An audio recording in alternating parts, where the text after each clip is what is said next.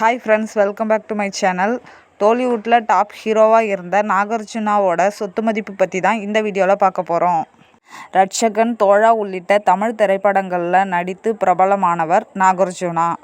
இவர் பார்த்திங்கன்னா லக்ஷ்மி டகுபதிங்கிறவங்கள முதல் திருமணம் பண்ணிக்கிட்டு தமிழில் ரொம்பவே ஃபேமஸான நடிகை அமலாவை இரண்டாம் தாரமாக கல்யாணம் பண்ணிக்கிட்டாங்க.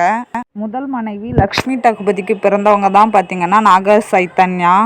1986 பிறந்திருக்காரு. நவம்பர் 23 ஹைதராபாத்தில் நாக சைத்தன்யா.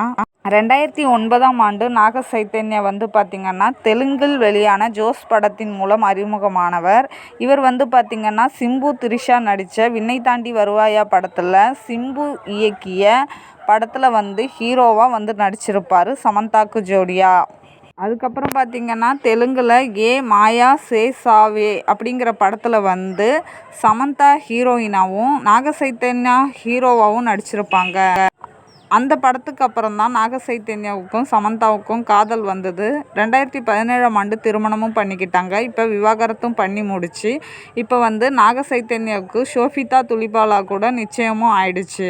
நாக சைத்தன்யா பார்த்திங்கன்னா 10 முதல் 12 கோடி வரைக்கும் சம்பளம் வாங்குவார். இது மட்டும் இல்லாமல் விளம்பர படங்கள்லையும் நடிச்சிருக்காரு. அதுக்கப்புறம் பார்த்திங்கன்னா ஹிந்தியில் அமீர் கானின் லால் சிங் சத்தாங்கிற படத்தில் நடிச்சிருக்காரு. தெலுங்கில் பார்த்திங்கன்னா வெங்கட் பிரபு இயக்கத்தில் கஸ்டடிங்கிற படத்தில் நடிச்சிருக்காரு. அதுக்கப்புறம் சாய் பல்லவி கூட தாண்டலைங்கிற படம் நடிச்சிருக்காரு. நடிகர் நாகார்ஜுன் பார்த்திங்கன்னா இந்தியாவிலேயே 3வது பெரிய பணக்கார நடிகர்களுள் ஒருவர் என சொல்லப்பட்டு வருது. ஃபர்ஸ்ட் இடத்துல பார்த்திங்கன்னா ஷாருக் கான் 6000 கோடி சொத்து மதிப்பு இருக்கணும்.